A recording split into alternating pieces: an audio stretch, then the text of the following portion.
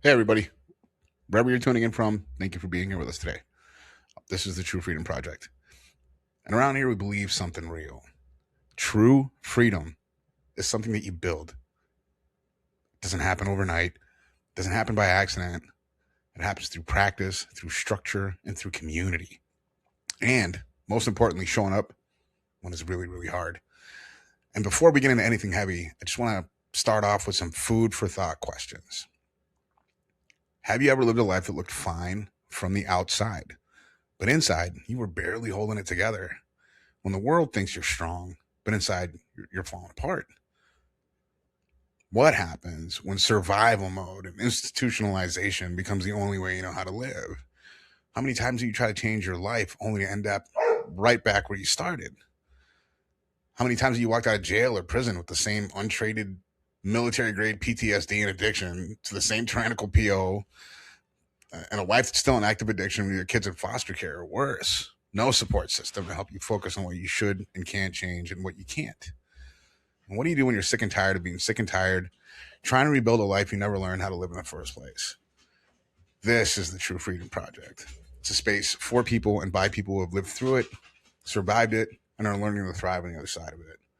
Veterans, street veterans, people just released after years of incarceration, people rebuilding after addiction and alcoholism, mental illness, and behavioral issues, survivors of the sex trade or sexual violence, people who have been homeless, people who are divorced, lost everything, and can't legally see their kids, or like many of us here, carrying a combination of most, if not all, of the above. So if you're here, you're probably not looking for inspiration. You're looking for something real, something grounded, and something that actually helps. So if you're trying to change your life, if you're trying to stop repeating the same patterns, if you're trying to build something solid and something you can stand in, you're in the right place. Because true freedom comes from practice. Welcome to the True Freedom Project.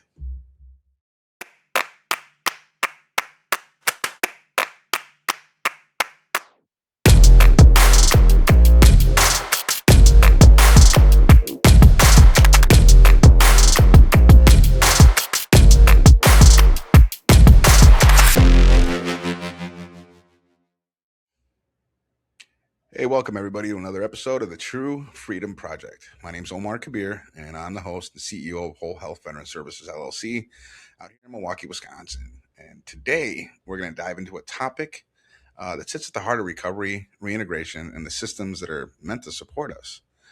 And it's the issue of stigma. So, both personal stigmas that we internalize and the structural stigmas that are built into the institutions that we rely on.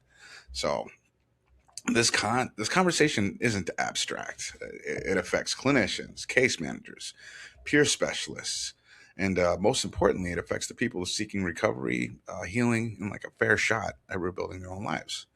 So, our discussion today is going to draw on insights from the National Alliance on Mental Illness, or NAMI, Department of Veterans Affairs, the Defense Health Agency, and Council of State and Government Justice Center, just to name a few.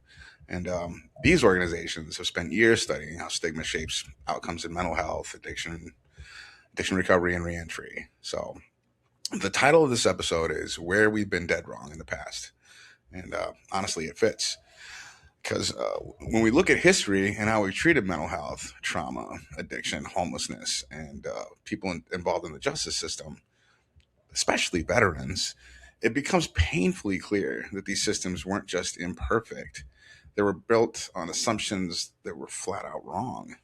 And before we talk about those systems and policies or institutions, I want to talk about something a little bit closer to home, us, or in general, like people like me, people like many of you that are listening. So, people who've lived through addiction, mental health struggles, homelessness, incarceration, military culture, or all of the above. So, because the truth is, long before the world stigmatized us, we learned to stigmatize ourselves. We absorbed it from our families, neighbors, schools, churches, courts, or even treatment centers, literally everywhere. And we carried those messages. Yeah, we carried those messages like they were actual facts. Messages like, if I was stronger, I wouldn't be struggling, right? And real men don't ask for help. Once an addict, always an addict. You're broken, you're dangerous, you're a burden, all these things. And these things weren't just things that society said about us. These were things that we started saying about ourselves. And once you internalize that kind of stigma, right? Once you do that to yourself, you don't need anyone else to hold you back.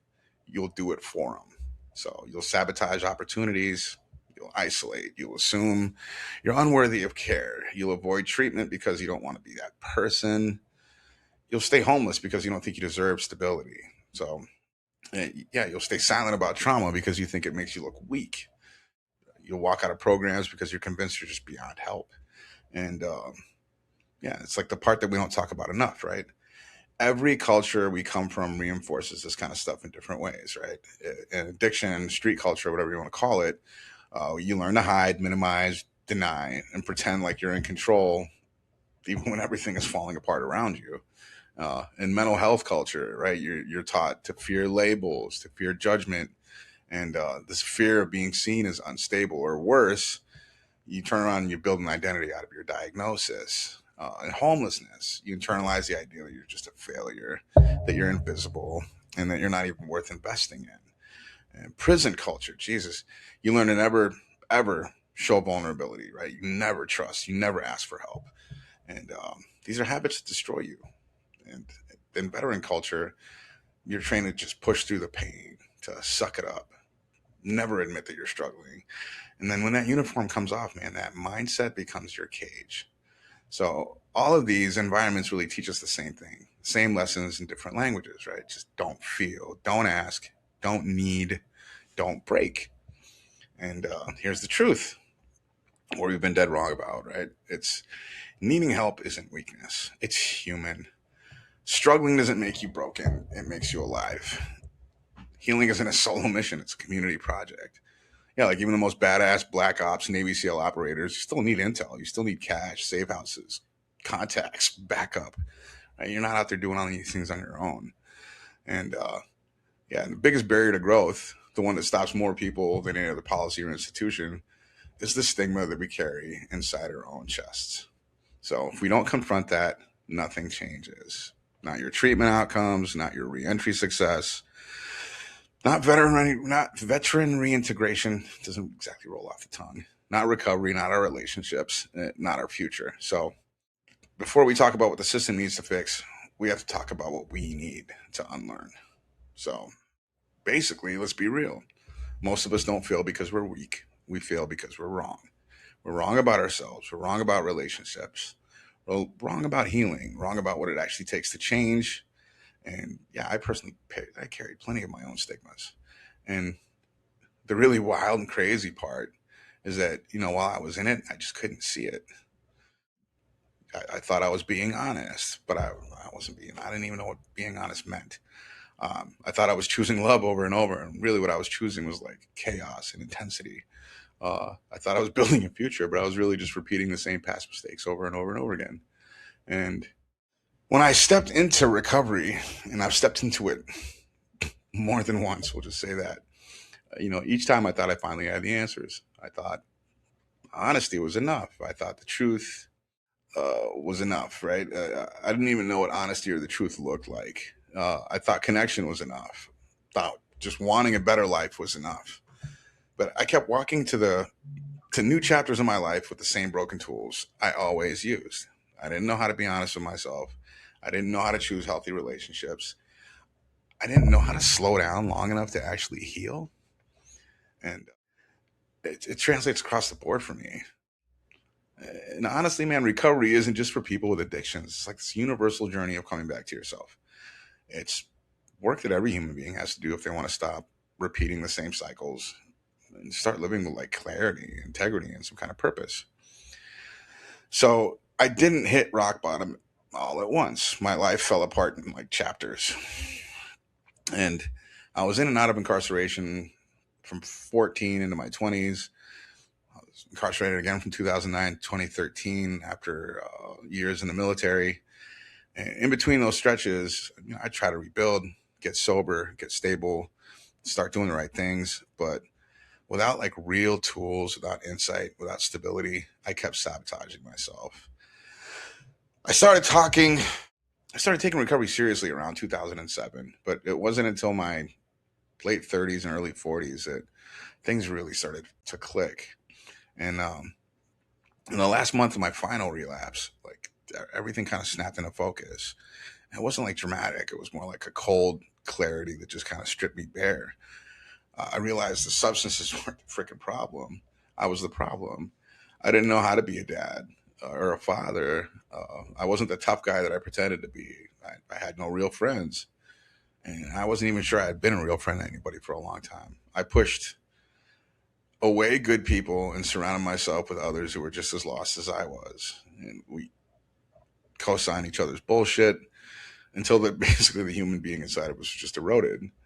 I saw how selfish, disconnected, uneducated I'd been. I saw just how far I drifted from the values I claim to stand for as like a veteran. Right? I had no right to call myself a veteran or a soldier at one point. I shit on everything that uniform stood for. And what made it worse was knowing that I had recovered before. I worked in peer support. I helped people. I talked the talk. And that arrogance took me out, actually, at one point. Yeah, the exception, and I wasn't. And when I look back on it, my whole approach to recovery had been dead wrong. I mistook vulnerability for intimacy. I clung to people who were just as confused as I was. I jumped into relationships with women early in recovery, right? They tell you to stay away from relationships. I didn't just ignore that. I got into relationships with other people who were early in recovery, which was just mind-blowingly crazy to look back at right now. But, I convinced myself that we would save each other. In reality, we were just manipulating and hiding and constantly reenacting our own traumas. So none of us knew what healthy even looked like. And instead of working on ourselves, we poured everything into relationships that were toxic, sometimes dangerous. And honestly, I've seen it be lethal. I tried the methadone and the Suboxone route, right? Without like 12 steps or therapy. Even though doctors warned me over and over that if I didn't find a plan outside of just popping a pill to not be sick, that I was done for. I didn't listen. But all those years of failing, relapsing, rebuilding, and losing everything became the education that I never wanted, but I desperately needed. I finally started to understand that if I didn't face myself, my patterns, my lies, my fantasies, my blind spots, I wasn't gonna. I was done. I was dead. And I needed to put in some serious work. Luckily, I knew it didn't work. I knew these traps. I knew the shortcuts. And I was just finally ready to get honest. And those blind spots, they weren't just personal, right? They're universal. Excuse me. They're why so many of us stay stuck. Why we repeat the same cycles. Why we swear we're done over and over and we keep coming right back into the same fire. Um, it's why we need sponsors, teachers, mentors, people that can help us see what we can't. And that's where the real work finally began. And it's not just a personal truth; it's honestly a systemic one. And let's get clinical for a second, because growth does require admitting past misconceptions. So when you look at like every model of behavioral change, right, from the stages of change to the modern trauma informed care networks, they all say the same thing. People don't transform until they confront the stories that just no longer serve them. And in recovery, the biggest barrier isn't always the substances. It's like this narrative, the belief that, I got this. I know what I'm doing. I don't need help. I'm the exception. Those beliefs keep people sick longer than any drug ever could. And I lived that. I clung to the wrong stories about myself for years. And the moment that I admitted I had been wrong about who I was, that's when everything kind of shifted. And systems fail because they cling to outdated assumptions too. And let's take a look at the data. You got your punitive models of justice. They don't reduce recidivism. Shame-based addiction treatment doesn't improve outcomes. I should know I was one of those kids that went to Provo Canyon School in Utah in the 90s. And I went to the DAC treatment center out here where they had like punitive models of recovery and not a very good success rate, man. I'm pretty sure everybody from that program that I know of that I ran into again ended up in the same places. That tough it out military culture, it doesn't prevent PTSD, it increases it. So systems that cling to old assumptions because they're comfortable, and I don't know, a lot of them do it because they make money, not because they work. So you look at the justice system, right? For decades, a system assumed that punishment is what equals change. The VA for a long time assumed that silence equals strength. Uh, yeah, you got treatment centers that assume like compliance just equals recovery. And the research on this is clear. Trauma informed care reduces relapse. Peer support actually improves long term outcomes. Family systems approaches increase reunification rates. And education and employment is what drastically reduces recidivism, or people going in and out of the jails and prisons over and over and over again. So systems fail when they refuse to evolve, and people get caught in the fallout, unfortunately. And it's the same thing with human beings. Individuals heal when they challenge their own narrative. You look at major therapeutic models like cognitive behavioral therapy, ACT, internal family systems, or narrative therapy. It's all built on these core ideas that healing requires rewriting the story. It's not about rewriting the past, but the meaning that we attach to it. And it worked for me when I stopped telling myself I was a victim of the system, when I stopped pretending I was some hard street soldier, when I stopped blaming everybody else for my consequences, when I stopped performing toughness and started practicing honesty.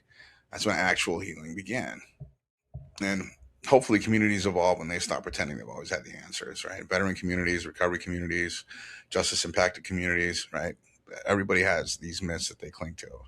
Myths about toughness, myths about masculinity, loyalty, or myths about what real recovery even looks like.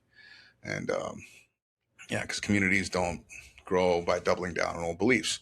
They grow when they admit those beliefs were incomplete, outdated, or just flat out wrong. And um, that's exactly what happened in my life. When I stopped fighting the system and I started working with it, when I stopped pretending I knew everything and I started learning, when I stopped trying to save people and I started trying to save myself.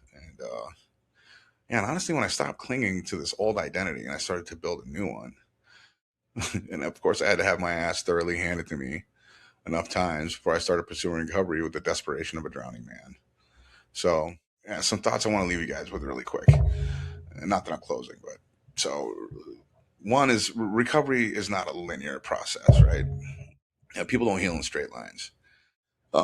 When you look at like the neurobiology of trauma, it shows that the brain doesn't always heal on a schedule. It rewires slowly, inconsistently, and only under the right conditions. And so, which basically means that relapse isn't a moral failure, right? It's like a predictable part of the cycle when the environment, the stress load, and the coping skills don't match. Because I used to believe that slipping meant starting all the way over, and that's just not true. Uh, Now I know that it means I need to reassess what I'm missing. Because recovery is more like a spiral. It's not like just a straight ladder. Um, Number two, people fail because they don't want it enough, right? Probably one of the most damaging lies that we tell.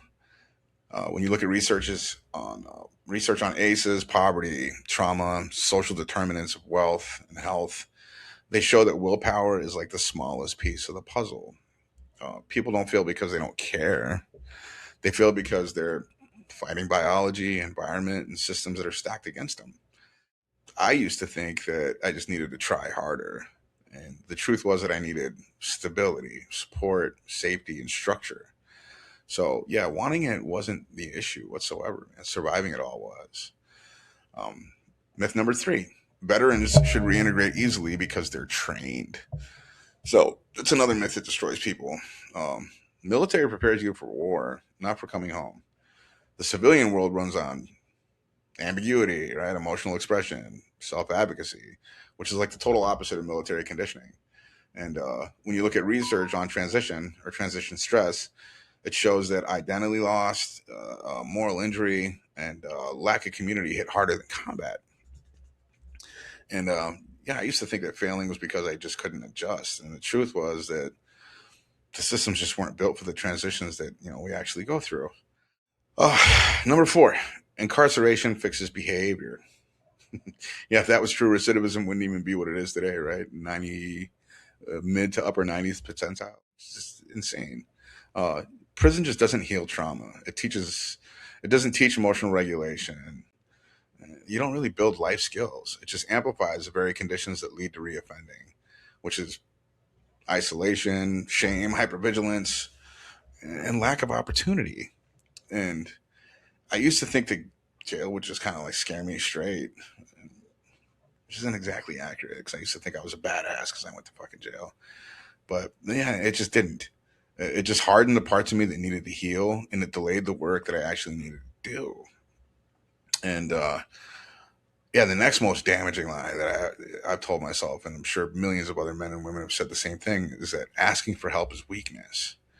And this specific lie is baked into like masculinity, I'm sure femininity also, military culture, street culture, and addiction culture. Because I think the addiction addicts are cultures, alcoholics is a culture. But you look at every study on mental health outcomes, and it shows the complete opposite. People who seek help early recover faster, and they stay stable a lot longer. I spent years pretending I didn't need anybody, and it almost got me killed. Asking for help wasn't weakness. It was the first real act of strength I ever made. And that common wisdom that we talked about, the one that tells every veteran or anybody that's in the system, like the prison system, to just tough it out, stay silent, fight the system, never show weakness. I lived that shit for years, and it damn near killed me. It just kept me angry, isolated, paranoid, and convinced that everyone was out to get me. It kept me stuck in the same cycles I swore I'd never go back to. And that mindset is just poison. It destroys people, it destroys families, it destroys futures. And unfortunately, I learned that the hard way. So, just to kind of summarize, I didn't just make mistakes. I built my entire life on beliefs that were dead wrong. And I didn't know that they were wrong until they had already shaped everything, right? My behavior, relationships, leadership, or my identity. I just believe toughness just meant silence. Vulnerability was weakness. That if I just pushed harder, muscled through, stayed busy, stayed loud, stayed in control, that I'd be okay. Yeah, I believed honesty meant telling the truth about what I did, not who I was. I believed that wanting a better life was the same thing as doing the work to build one. It's crazy, man. I believe that love meant intensity instead of stability. What's another one? Yeah, and I used to believe that recovery was about effort instead of humility. And all those damaging stigmas, right? I believed I was good for nothing. I didn't deserve good things in life. And those beliefs, those things that were internalized, those things that were in my chest, they steered every decision that I made. They made me like reactive instead of reflective. They made me chase chaos instead of connection. They made me show up as somebody who could like motivate people, but I couldn't let anyone actually know who I was. And it just kept me feeling lonely, even though I was in a room full of people. And it made me a partner in a relationship that confused attachment with love. It, it even made me a father who thought that providing was the same thing as being present. And yeah, so I looked really strong on the outside, but I was really falling apart on the inside.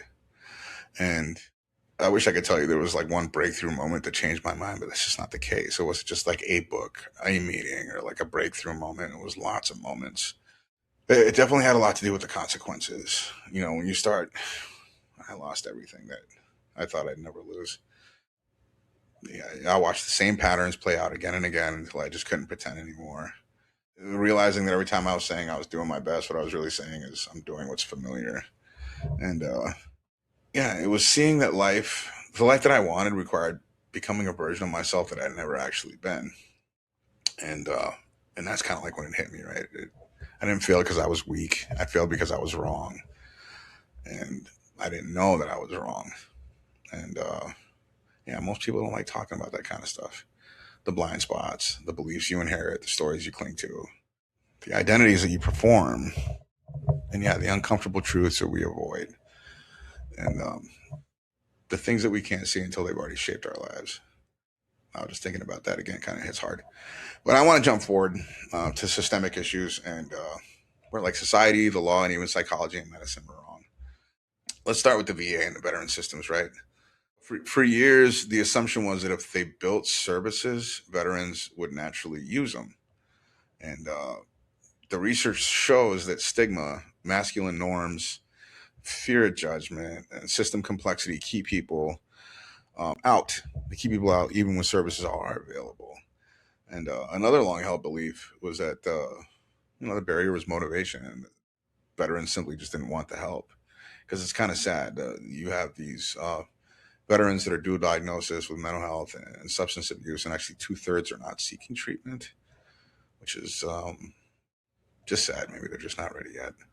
I hope that's the case. But internalized and anticipated stigma are some of the strongest predictors of not using mental health services, which means the issue isn't exactly resistance. It's fear, it's shame, it's culture, and yeah. And then there's this idea that mental health and substance use were separate issues.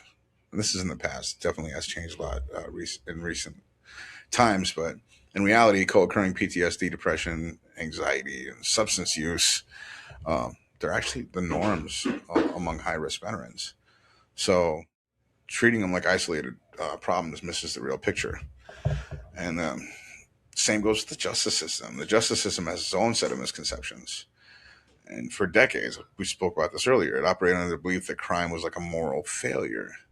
But when you look at like justice involved veterans, right, they have extremely high rates of PTSD, depression, substance use, and so many are either homeless or at elevated risk of suicide. And the system's response, it's often punishment first, treatment later, if treatment comes at all. And it's really sad when you think about it, because punishment, it deepens trauma and addiction. It increases recidivism, and it pushes people further from recovery. And you look at mental health systems, and they were shaped in the past by a lot of flawed assumptions. This old mindset was that people should come to the system on its own terms, right? Physically, geographically, and emotionally.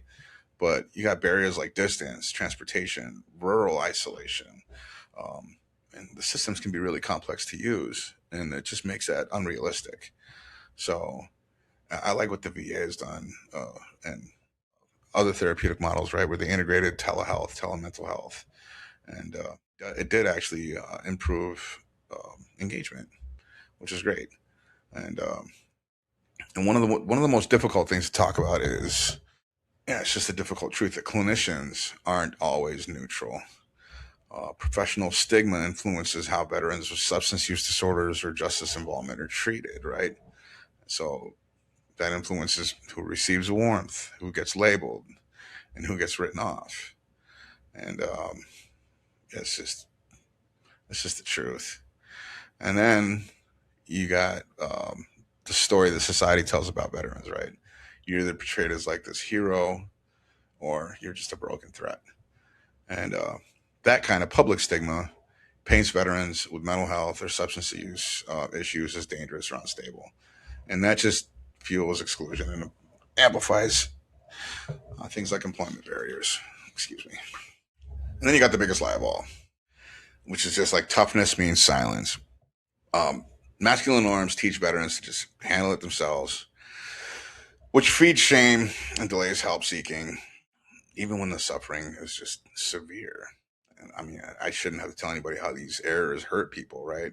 Because these aren't just abstract mistakes; they land on real people in real ways, right? Veteran suicide remains a national crisis.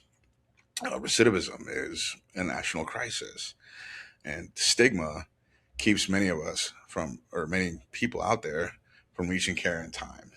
And when PTSD and substance use show up as behavior problems, the system often responds with arrest instead of treatment.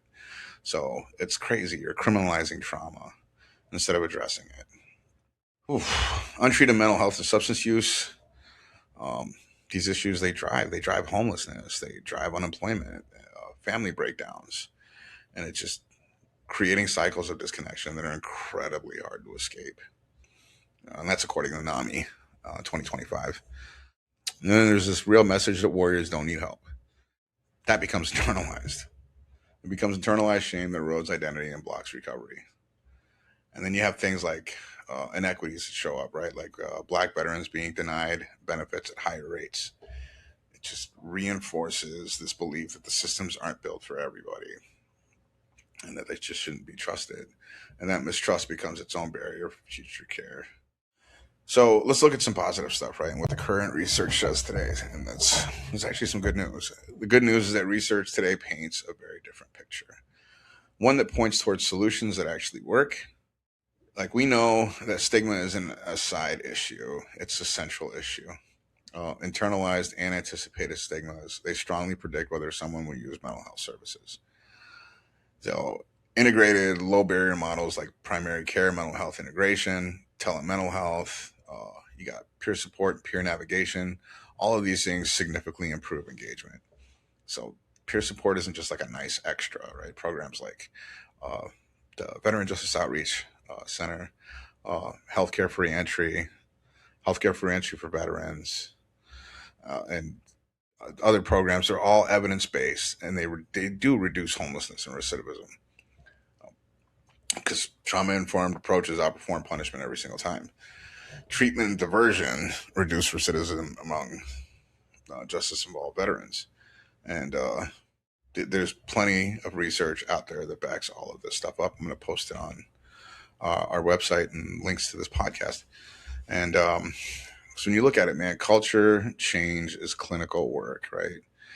It's you need campaigns like the Real Warriors and Make the Connection, and those programs, they shift norms. They help improve help seeking by changing the story veterans hear about themselves. And when we say when we say we've been dead wrong in the past, we're not pointing freaking fingers, right? We have to name truth so we can build something better. Veterans, the justice impacted, all people don't need more judgment. They don't need more hoops to jump through. They don't need more silence. We need systems that understand trauma. We need care that meets them where they are.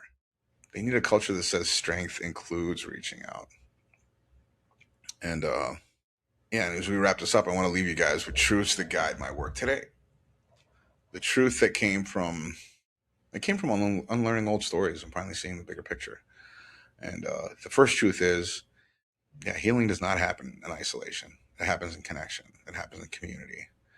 It happens in honesty, in spaces where people don't have to pretend they're fine.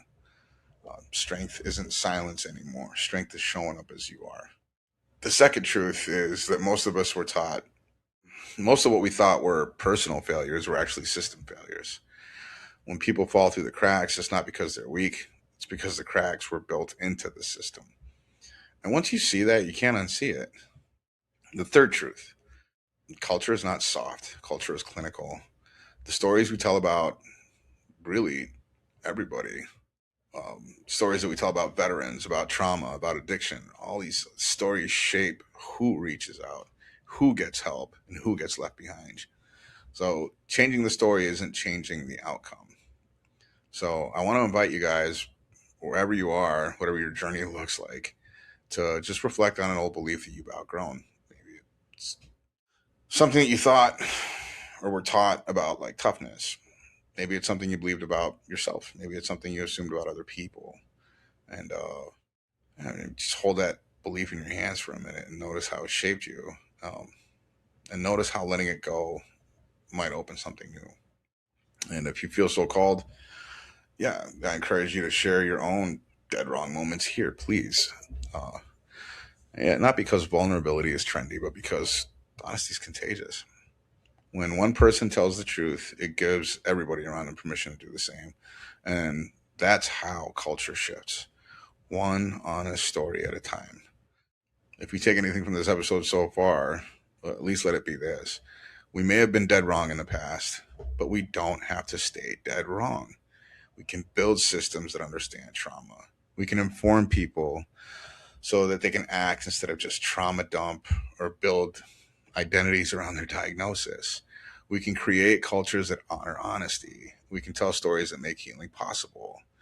And together as a community of veterans, families, people that were used to be incarcerated, people with substance and mental health issues, right? We can build a future where people don't just survive, they reconnect, they rebuild, and they heal. I do want to close with something personal. And how do I start this? So For me, for most of my life, I fought the system. I fought every system that I was in: probation, courts, relationships, recovery. Right? I blamed everybody else. I cycled through probation agents like they were revolving doors. I convinced myself I was the victim, but eventually I hit a point where I couldn't deny it anymore. Right? The problem wasn't them; it was me. So what changed was I did something I'd never done before. I cooperated. I documented everything. I took every drug screen at my CWT job here at the VA.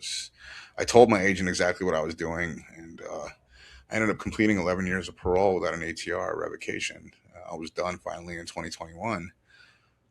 I went to outpatient treatment. I showed up sober this time. I stopped trying to like manipulate outcomes. Yeah, like during my divorce, instead of fighting the courts or blaming my ex, I worked with social services. I endured the supervised visits. I rebuilt trust really slowly. And yeah, it wasn't with promises anymore. It was with consistency.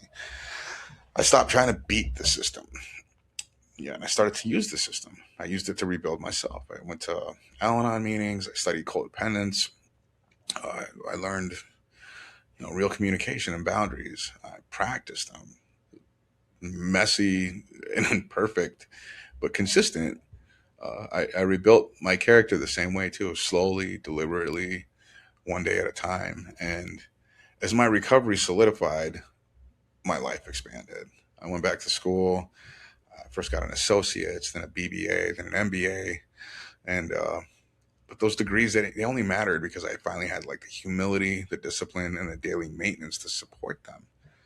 I learned that education without recovery collapses, and recovery without growth just stagnates. And that transformation from somebody who couldn't manage his own life to someone who can manage a mission driven organization, it still takes some getting used to. Here's what I mean. Like today, I bring a combination of formal education, military and professional experience, and my own lived expertise. And it's still weird to think about.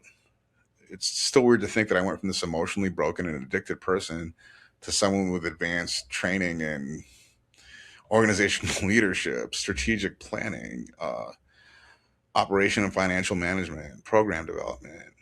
When I did my BBA and graduate work, it focused on community based service models, trauma informed care, reintegration systems, which is like the very backbone of the services that we provide here. And my applied research in business formation, federal contracting, and not for profit government partnerships, it shaped the compliance structures and operational framework of this company. So, and then my coursework in like marketing, communication, and innovation, that's what helped me to develop the True Freedom Project as like an educational and outreach platform. And yeah, and in it, I want to leverage not just professional, personal experience and places like 12-step service work, peer support, trauma informed care, and yeah, paired with experience in collaborating and serving with transitional living and AODA facilities. And all of that also informed a deep understanding of service delivery and client centered care. So, yeah, all that experience in governance, communication, conflict resolution, community engagement. And what I learned through it all is that growth, it didn't erase where I came from, it reframed it. So every mistake, every relapse, every blind spot, every system that I fought against, every classroom that I sat in, every mentor that challenged me, every spiritual practice that forced me to slow down, it all became part of the same curriculum. And that curriculum is the reason I can sit here today running a company built to serve the very communities that I once struggled to survive in. So I still deal with that imposter syndrome. I still hear those old stigmas whispering in the back of my mind. And the difference today is that I don't let them drive. I just see them for what they are. And, echoes of a past life, echoes of a past life that just no longer fits.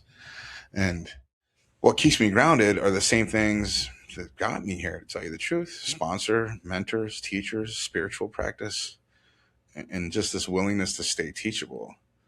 Because honestly, nothing that I've shared is about being special. It's just about being human. It's about what becomes possible when honesty replaces ego, when humility replaces performance, and when guidance replaces isolation. And if there's one thing I hope you take from this episode is that transformation isn't a miracle. It's a practice, one day at a time. As we move forward with the True Freedom Project, that's kind of like the lens that we're going to keep using: lived experience, real education, real accountability, and just some real tools for integration and healing.